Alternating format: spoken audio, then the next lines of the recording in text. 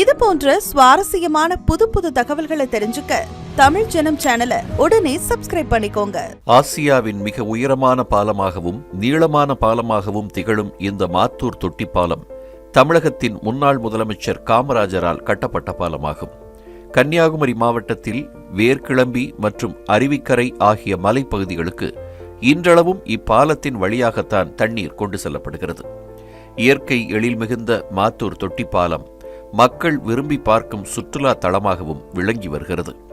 பல்வேறு சிறப்புகளை உள்ளடக்கிய இந்த தொட்டிப்பாலத்தின் அடிப்பகுதி கான்கிரீட் சேதமடைந்து காணப்படுவதாக புகார் எழுந்திருக்கிறது. நாடு முழுக்க இருந்து ஆயிரக்கணக்கான சுற்றுலா பயணிகள் மாத்தூர் தொட்டிப்பாலத்துக்கு வந்து செல்கிறார்கள். அவர்களுக்கு போதுமான அடிப்படை தேவையான கழிவுநீர், குடிநீர், கழிவறைகள் உட்பட பார்க்கிங் வசதிகள், அவர்கள் வந்து செல்வதற்காக வாகனம் நிறுத்துவதற்கான எந்த ஒரு அடிப்படையும் இல்லாமல் காணப்படுகிறது.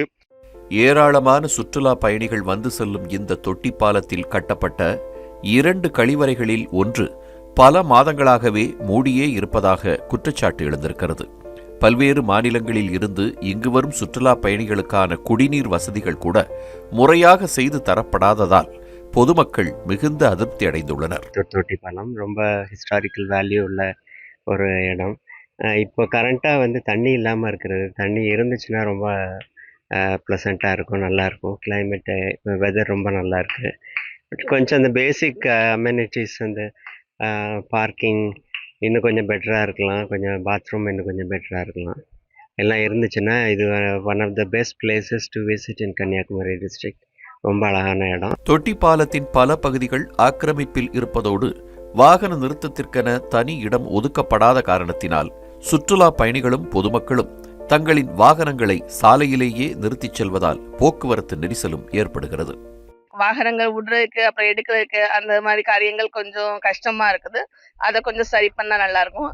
அது மாதிரி டாய்லெட் ஃபெசிலிட்டிஸ்னு பார்க்காமச்ச அதை கொஞ்சம் சரிப்படுத்தணும். அப்புறம் ரொம்ப அது ரொம்ப மோசமா இருக்கு. டாய்லெட் உள்ளுக்கு போமிச்சே அது ஒரு மாதிரி முகம் சொல்லிக்கிற அளவுக்கு இருக்குது.